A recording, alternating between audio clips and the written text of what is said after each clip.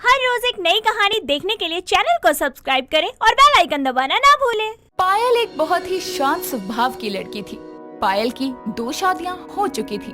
पहली शादी उसके पति की एक्सीडेंट में डेथ होने की वजह से टूट गई और दूसरी शादी उसके पति के धोखा देने की वजह से टूट जाती है। पायल की अभी तक एक भी शादी सफल नहीं हुई थी, इसीलिए पायल का शादी पर से विश्वास ही हट जाता है। पायल अब अपने मायके में आकर रहने लगती है। पायल की भाभी भावना पायल को अपनी छोटी बहन की तरह मानती थी और उसे बड़े ही प्यार से उसके मायके में हंसी खुशी रहने देती थी। कुछ दिनों बाद भावना पायल को कहती है, अरे पायल, अभी तेरी उम्र ही क्या है, तो दोबारा शादी कर लेना।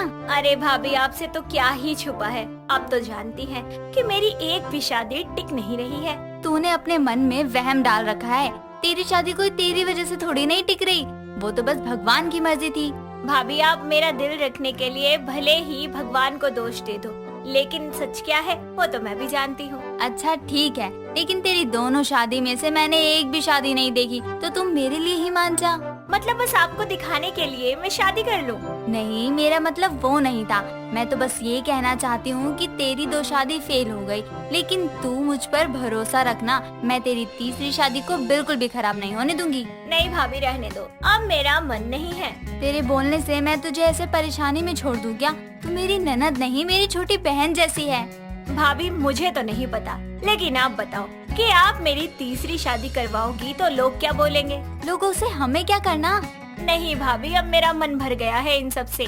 मुझसे नहीं होगी तीसरी शादी। इतना बोलकर पायल वहाँ से चली जाती है, लेकिन भावना से पायल की उदासी देखी नहीं जाती और वो पायल की तीसरी शादी करने की सोचती है। कई दिनों तक भी जब कोई अच्छा लड़का नहीं मिलता और ना ही पायल शादी के लिए हाँ करती है, तो भावना भी अपनी कोशिश छोड़ देती है। कुछ दिनों बाद भावना की सहेली अनुष्का उसके घर आकर उसे कहती है, कैसी है भावना? मैं तो ठीक हूँ, तू बता आज यहाँ आना कैसे हुआ? तू तो भूल ही गई, तो मैंने सोचा मैं ही आ जाऊँ। नहीं यार, अच्छा ये बता क्या लेगी? जो तू देगी वो मैं प्यार से ले लूंगी। ठीक है, मैं अभी लाती हूँ। भावना जैसे ही अनुष्का के लिए चाय नाश्ता लाने जा ही रही थी कि तभी वहाँ पायल आती है और भावना को अनुष्का के साथ बैठाकर नाश्ता खुद लेने चली जाती है। थोड़ी देर बाद वो नाश्ता लेकर आती है, तभी वहाँ अनुष्का कहती है, तूने तो बताया था तेरी ननद की शादी हो गई, लेकिन ये यहाँ क्या कर रही है? ये तो हमारे साथ ही रहती है। तुम्हारे साथ क्यों? इसका ससुराल नहीं है क्या? वो बात ऐसी है, पायल की 2 शादियाँ हुई थी और किसी न किसी कारण दोनों ही टूट गई, इसलिए ये हमारे साथ रहती है। भाभी, आप भी क्या मेरी बातें लेकर बैठ गई? ये लो चाय नाश्ता करो। तेरी ननद से शादी निपटी नहीं होगी, इसलिए तो टूट जाती होगी और ये तुम लोगों को गलत कारण बताती होगी। ये क्या बकवास कर रही है तू? एक पति की डेथ हो गई और दूसरे ने धोखा दे दिया। दूसरों की गलती की सजा मेरी ननद क्यों भुगते? जरूरी नहीं हर बार सामने वाला ही गलत हो, कभी कभी तुम्हारी भी गलती हो सकती है। तू ज्यादा ही बोल रही है। मेरी ननद के साथ उसके दूसरे पति ने धोखा किया है, उसमें भी गलती तो मेरी ननद की ही निकाल रही है। और पहली शादी क्यों टूटी? क्योंकि उनकी एक्सीडेंट में डेथ हो गई थी। अपनी दोनों शादी नहीं बचा पाई ये तो। जब इसकी तीसरी शादी होगी और बहुत अच्छे से चलेगी ना, तब तू मत जलियो। तीसरी शादी तो तब होगी ना जब कोई लड़का शादी के लिए हाँ करेगा। तूने बहुत बोल लिया, अब तू मेरे घर से निकल जा। भाभी, आप क्यों मेरी वजह से लड़ाई कर रही हो?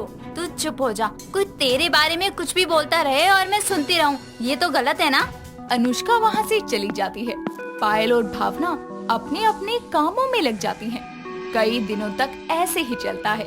एक दिन दोनों ननद भाभी बाजार सब्जियां लेने जा रहे थे कि तभी उन्हें रास्ते में उनकी पड़ोसन माला मिलती है और वो उनसे बोलती है, अरे भावना बेटा, कब तक तू यूं अपनी ननद को लेकर बैठी रहेगी? क्यों, आपको क्या दर्द हो रहा है? आंटी जी, आप भाभी की बातों का बुरा मत मानना, वो तो बस ऐसे ही बोल रही हैं। मुझे भी सब दिखाई देता है। अरे नहीं, भाभी थोड़ा ज्यादा मजाकिया है ना? नहीं, मैं ऐसे कुछ भी नहीं बोल रही हूँ, सच बोल रही हूँ। मेरी ननद मेरे घर में रह रही है, आपको क्या परेशानी हो रही है इसमें? ये तेरी ननद अपनी 2 शादी तो संभाल नहीं पाई और अब लग रहा है कि तेरी शादी भी तुड़वा ही देगी। आप अपना घर संभालो, दूसरों का नहीं। और वैसे भी जल्द ही मैं इसकी तीसरी शादी करवा दूंगी और ये अपने पति के साथ अपने ससुराल में रहेगी, वो भी खुशी खुशी। ये क्या बोल रही हो भाभी आप? तू चुप कर। जब तेरी कोई गलती ही नहीं है तो तू लोगों के ताने क्यों सुने? बड़ी आई तीसरी शादी करवाने वाली। पहली बात तो इससे कोई शादी करेगा ही नहीं, और अगर गलती से किसी ने कर भी ली तो आज नहीं तो कल वो नहीं चलेगी, फिर ये तेरे ही पास आएगी और तब तू इसकी चौथी शादी करवा देना। आपका बोलना हो गया, तो अब हम जाएं? इतना बोलकर भावना और पायल वहाँ से चले जाते हैं और भावना फिर से पायल की शादी के लिए लड़का देखने लगती है। कुछ दिनों बाद भावना का पति विवेक और उसका दोस्त अनुज उसके घर आते हैं और विवेक भावना को कहता है, ये मेरा दोस्त है, हम दोनों एक साथ ही काम करते हैं। अच्छा आइए बैठिए, बताइए। अरे कुछ खाने पीने के लिए लेकर आओ। अरे नहीं, रहने दीजिए, इसकी क्या जरूरत है। आप बस आराम से बैठिए, और आप मेहमान हो हमारे, और ऐसे कैसे जरूरत नहीं है। बिल्कुल सही बोल रही हो। ठीक है, आप इतना बोल रही हो तो कुछ ले आओ। ठीक है, मैं अभी लाती हूँ। भावना सबके लिए चाय नाश्ता लाती ही है कि वहाँ थोड़ी देर बाद पायल भी आ जाती है। अनुज को पायल पहले ही नजर में भा जाती है और वो उसे पसंद करने लगता है और कई दिनों तक लगातार विवेक के साथ वो उसके घर आने जाने लगता है। और कुछ दिनों बाद तक जब ऐसा ही चलता है तो अनुज एक दिन हिम्मत करके वहाँ सब के सामने कहता है, विवेक, मैं तुम्हारी बहन से शादी करना चाहता हूँ। ये क्या बोल रहा है? मैं तुझे दोस्त समझकर घर लाता था, तू मेरी बहन पर ही गंदी नजर डाल रहा था। नहीं, मेरे कोई गलत इरादे नहीं है तुम्हारी बहन को लेकर, बल्कि मैं तो उसे बहुत पसंद करता हूँ। तो अभी की अभी निकल जा मेरे घर से। ये क्या बोल रहे हैं आप? इतने दिनों से मैं पायल की शादी के लिए परेशान हो रही हूँ, और आज जब सामने से इतने अच्छे लड़के का रिश्ता आया है तो आप मना कर रहे हैं। लेकिन मैं नहीं करना चाहती हूँ शादी। ऐसा नहीं होता है पायल, अगर कुछ गलत हुआ है तो कहीं सही भी तो हुआ ही होगा ना। आप क्या बात कर रहे हो? गलत सही मुझे भी तो बताओ। पायल की 2 शादी हो चुकी है और किसी भी कारण दोनों ही नहीं चली। अभी ने भी सच पता है तो ये भी मना कर देंगे शादी के लिए। मैंने मना कब किया? और वैसे भी जो भी हुआ तुम्हारी पहली 2 शादियों में जरूरी थोड़ी ना है कि वो अब भी हो। देख लिया तुम दोनों भाई बहनों ने, अनुज इतना अच्छा लड़का है, इतने दिनों से हमारे घर पर आना जाना है, इसका इतना तो पता ही चल गया होगा ना। लेकिन भाभी। लेकिन वेकिन कुछ नहीं, जो तुम्हारी भाभी बोल रही है बिल्कुल सही बोल रही है, और वैसे भी मुझसे ही गलती हो गई थी, अनुज को मैंने ही गलत समझा। पायल भी शादी के लिए मान जाती है और कुछ दिनों बाद भावना अपनी ननद की तीसरी शादी अनुज से करवा देती है और अनुज के साथ पायल खुशी खुशी अपनी जिंदगी बिताने लगती है। अनीशा अपने बॉयफ्रेंड समर के साथ पार्क में होती है, जहां समर उसको एक पेड़ से लगे झूले पर झूला झुला रहा होता है। तभी अचानक से वो झूला टूट जाता है और अनीशा धड़ाम से नीचे गिर जाती है। समर उस पर जोर जोर से हंसने लगता है और बोलता है, मोटी, तुम्हारा वजन तो कोई नहीं झेल सकता, यहाँ तक कि ये झूला भी नहीं। तुम्हारा तो काम ही है मेरा मजाक बनाना, बस मौका मिलना चाहिए जनाब को। हो जाते हैं शुरू। अरे मोटी, पतली तो हो जा पहले, वरना तुम्हारा वजन देखकर हाथी भी शर्मा जाएगा। अब है ना, तुम देखते जाओ मैं कैसे एकदम 0 फिगर बनाकर दिखाती हूँ तुम्हें। अरे तुम और पतली, अच्छा मजाक था। तुम्हें पता है इसके लिए डाइटिंग करनी पड़ती है और फास्ट फूड खाना बंद करना पड़ता है। हाँ हाँ, अब तो मैं तुमसे तभी मिलूंगी जब मैं अपना 0 फिगर बना लूंगी। टाटा बाय बाय। इतना बोलकर अनीशा वापस अपने घर आ जाती है और अगले दिन बाजार में बहुत सारी सब्जियां ले आती है और सैलेड बनाने लगती है। ऐसे ही अनीशा अब सब कुछ खाना पीना छोड़कर सिर्फ और सिर्फ सैलेड ही खाया करती। अब उसे भूख लगती तो भी वो सिर्फ सैलेड ही खाती। धीरे धीरे उसका वजन कम होने लगता है और वो पहले के मुताबिक पतली हो जाती है। और अगले ही दिन वो समर के पास जाती है। जैसे ही समर उसे देखता है तो बस देखता ही रह जाता है और कहता है, वाओ, बहुत ही ज्यादा हॉट लग रही हो तुम बेबी आज। तो चले वहाँ। कहाँ? रिजॉर्ट। वहाँ तुम स्विमिंग पूल में स्विमिंग कॉस्ट्यूम पहनकर आना और अपनी हॉट हॉट अदाओं से मुझे प्यार करना। Okay baby. दोनों रिजॉर्ट जाते हैं और वहाँ पर अनीशा एक स्विमिंग कॉस्ट्यूम पहन लेती है, जिसके बाद वो दोनों एक दूसरे को प्यार से देखते हैं कि तभी समर उसके साथ मस्ती करते हुए उसे गोद में उठाकर पूल में फेंक देता है। स्विमिंग पूल में दोनों एक दूसरे के पास खड़े होकर एक दूसरे को जूस पिलाते हैं और दोनों अपने इस लम्हे को खूब एंजॉय करते हैं। ऐसे ही कुछ दिन बीत जाते हैं। अनीशा और समर दोनों अपने इस प्यार को शादी के पवित्र बंधन का नाम दे देते हैं। समर उसे अपने घर ले आता है, जहाँ पर उसकी माँ कुंती देवी उनका बड़े ही प्यार से स्वागत करती है। अनीशा अपने ससुराल में आकर सभी के लिए खाना बनाया करती, लेकिन अपने लिए सिर्फ और सिर्फ सैलेड ही बनाया करती। ऐसे ही एक दिन उसकी सास उससे बोलती है, बहू, अरे तू सारा दिन सलाद खाती रहती है, तुझे कोई बीमारी वगैरह है क्या? अरे नहीं नहीं माँ जी, ऐसी कोई बात नहीं है। वो क्या है ना, मुझे सलाद खाना बहुत पसंद है। अरे बड़ी मुश्किल से पतली हुई हूँ मैं, कहीं खाना खाकर फिर से मोटी हो गई तो? अरे ऐसा भी होता है क्या कि खाना खाने से कोई मोटा हो जाए? अरे खाना खाया कर, वरना मर जाएगी एक दिन। अरे माँ जी, मैं नहीं चाहती कि मैं फिर से मोटी गोलगप्पा हो जाऊँ।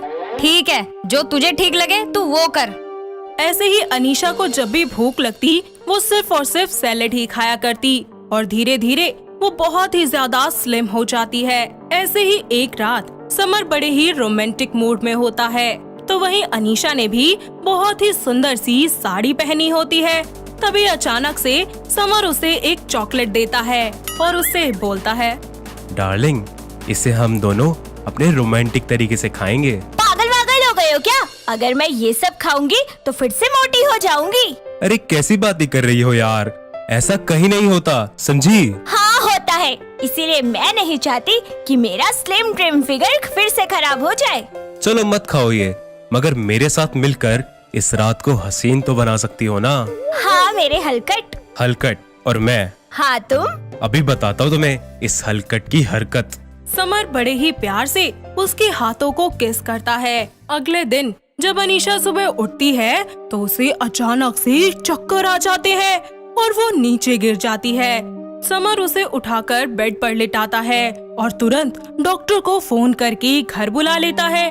थोड़ी ही देर के बाद जब डॉक्टर आते हैं तो अनीशा का इलाज करके बताते हैं, जी देखिए, आपकी पत्नी के शरीर में खून की मात्रा बहुत कम है। जी वो डाइटिंग पर है ना, उसको अपना मोटापा कम करना है, इसीलिए। डाइटिंग मोटापे से भी ज्यादा खतरनाक है। कम कैलोरी और कम फूड लेकर मोटापा और वजन कम करने के नुकसान बहुत ज्यादा हैं। डाइटिंग से मेटाबॉलिज्म पर बुरा असर तो पड़ता ही है, इससे मानसिक स्वास्थ्य भी खराब होता है। जी ये तो सारा दिन सलाद ही खाती है, इसको जब भी भूख लगती है ये बस सलाद ही खाती है। जी देखिए, सैलेड भी तब फायदा करता है जब आप प्रॉपर डाइट लें और प्रोटीन लें। जी ठीक है, अब मैं अपनी पत्नी का ध्यान रखूंगा। डॉक्टर के जाने के बाद समर अनीशा के लिए बड़े ही प्यार से खाना लेकर आता है और उसको खिलाने की बहुत कोशिश करता है कि तभी अनीशा समर से कहती है, मुझे नहीं खाना समर, अगर मुझे कुछ खिलाना ही है तो प्लीज मुझे थोड़ा सा सलाद खिला दो ना, ये सब खाकर मुझे मोटे नहीं होना। मोटी हो भी गई तो क्या हुआ, मैं तुमसे प्यार करता हूँ और मुझे कोई दिक्कत नहीं है तुम्हारे मोटापे से। तुम कितना भी एड़ी चोटी का जोर लगा लो, लेकिन मैं नहीं खाऊंगी।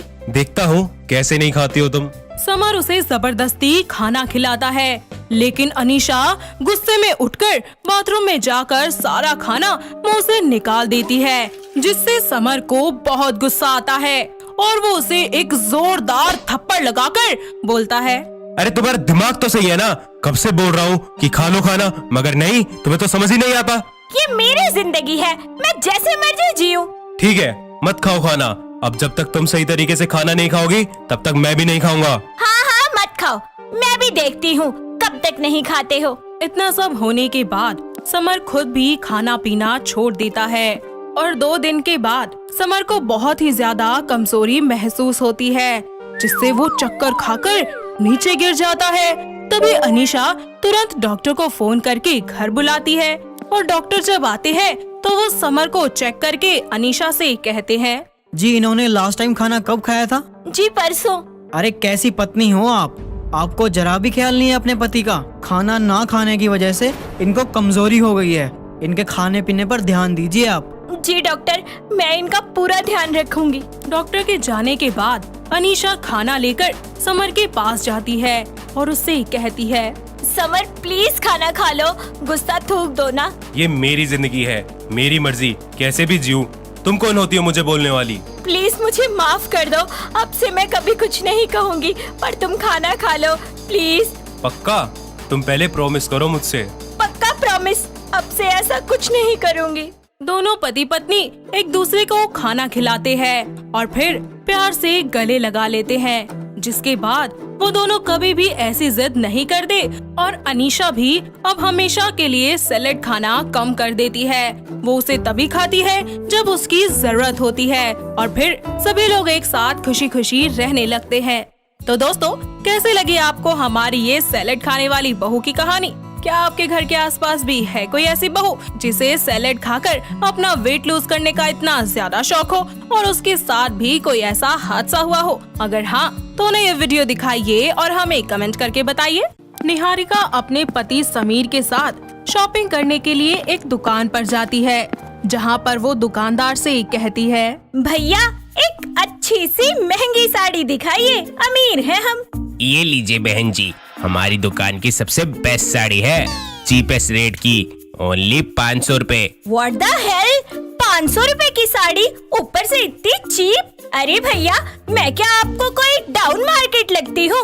अरे कोई महंगी सी ब्रांडेड साड़ी दिखाइए, एक्सपेंसिव। अच्छा एक्सपेंसिव, ये देखिए 1000 रुपए की साड़ी आपके ऊपर बहुत अच्छी लगेगी। अरे भैया, पगला वगला गए हो क्या?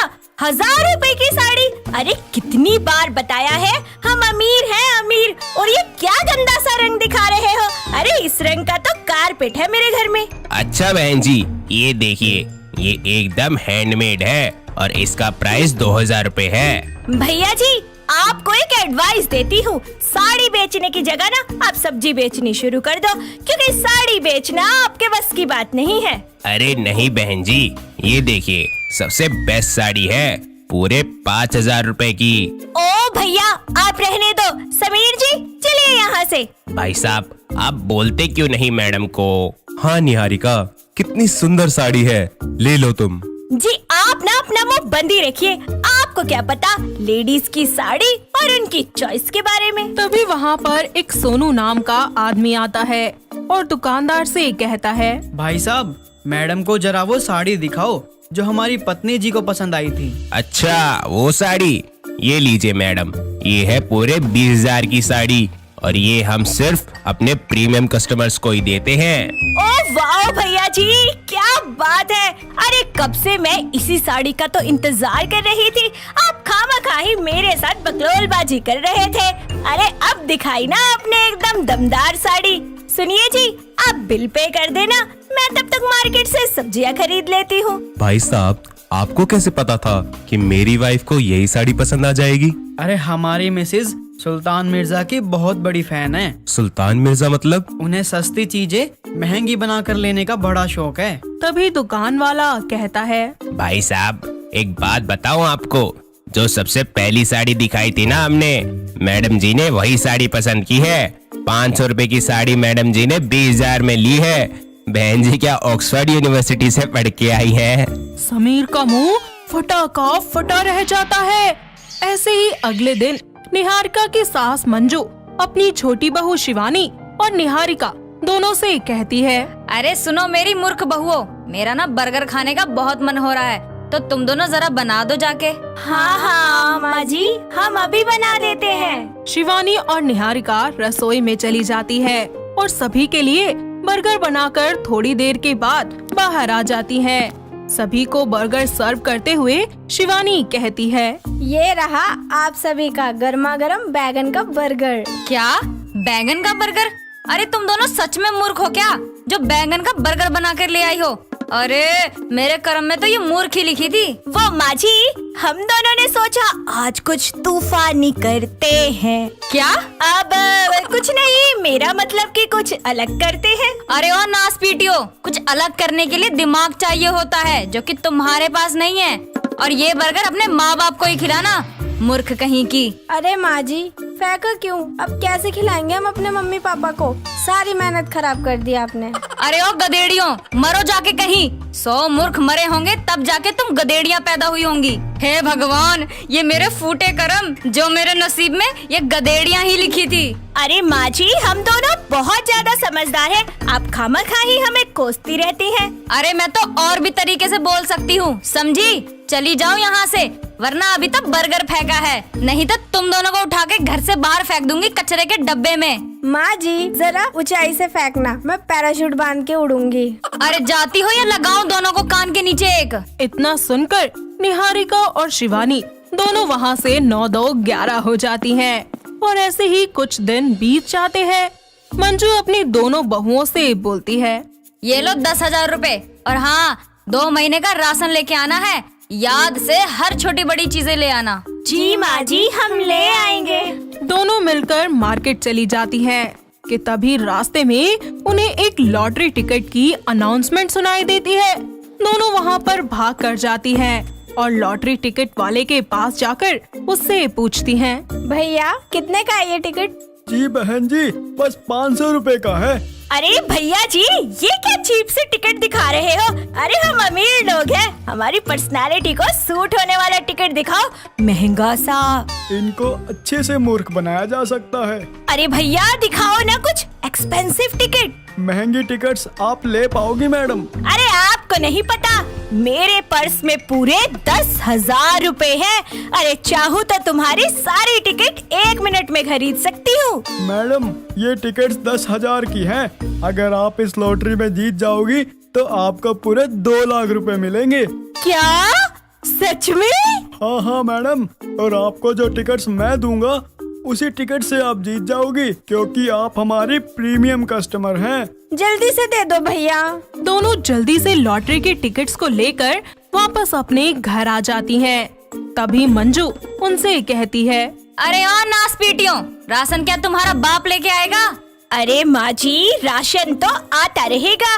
हम दोनों आपके लिए कमाल की चीज लेकर आए हैं आज। दिखा तो जरा क्या लेकर आई है। ये देखिए अम्मा जी, ये है 2 लाख रुपए का लॉटरी टिकट और देखना कल हम ही जीतेंगे। और अगर नहीं जीते तो तुम्हारी खैर नहीं, समझ आई तुम्हें? अरे माँ जी, ऐसा कुछ नहीं होगा, पूरे के पूरे 10,000 की टिकट है। ऐसे सस्ती सी टिकट थोड़ी ना खरीदी है मैंने, देखना नंबर तो अपना ही लगेगा। वो तो मैं तुम दोनों को हारने के बाद ही बताऊंगी, समझी? अगले सुबह शिवानी और निहारिका टिकट्स लेकर मंदिर में पूजा करती हैं और वो फिर लॉटरी वाले के पास चली जाती है। वहाँ जाने के बाद दोनों बहुत ही ज्यादा हैरान हो जाती है। उनकी आंखें भी फटी की फटी रह जाती है। वो देखती है कि वहाँ कोई लॉटरी वाला आदमी नहीं है और ये सब देखकर दोनों बहुत घबरा जाती है और पास ही में खड़ी एक औरत से पूछती हैं, अरे बहन जी, कल यहाँ पर एक लॉटरी वाला था, आपको पता है क्या वो कहाँ पर है? अरे बहन जी, वो तो बहुत बड़ा पाखंडी है, कभी सब्जी वाला बनकर लोगों को लूटता है, तो कभी लॉन्ड्री वाला बनकर, तो कभी प्रॉपर्टी वाला बनकर। लगता है आप लोगों को लॉटरी वाला बनकर लूट कर ले गया। अरे उसे ढूंढने का कोई फायदा नहीं है, आप अपने घर जाओ और बैठकर अफसोस करो। ये सुनकर दोनों बहुत ही ज्यादा रोने लगती हैं और अपनी मूर्खता का उन्हें एहसास हो जाता है, जिसके बाद वो दोनों रोते हुए वापस अपने घर लौटती हैं और अपनी सास से कहती हैं, अम्मा जी, हमसे बहुत बड़ी भूल हो गई, वो लॉटरी वाला हमें मूर्ख बना गया। अरे अब तुम दोनों को क्या मूर्ख बनाना, तुम दोनों तो मूर्ख ही पैदा हुई हो। अब ये बताओ कि 2 लाख रुपए जीती या हारी? वो आदमी हमें बेवकूफ बनाकर चला गया। माँ जी, मुझे माफ कर दीजिए, मुझे समझ आ गया है कि हमें सूझबूझ से काम लेना चाहिए, ऐसे ही किसी पर भी आंख बंद करके भरोसा नहीं करना चाहिए। मंजू अपनी दोनों बहुओं को गले से लगा लेती है और शिवानी और निहारिका अब समझदार बनकर अपने पति और सास से पूछकर ही काम करने लगती हैं, जिसके बाद सभी लोग मिलकर एक साथ खुशी खुशी रहने लगते हैं। तो दोस्तों, कैसी लगी आपको हमारी ये 2 मूर्ख बहुओं की कहानी?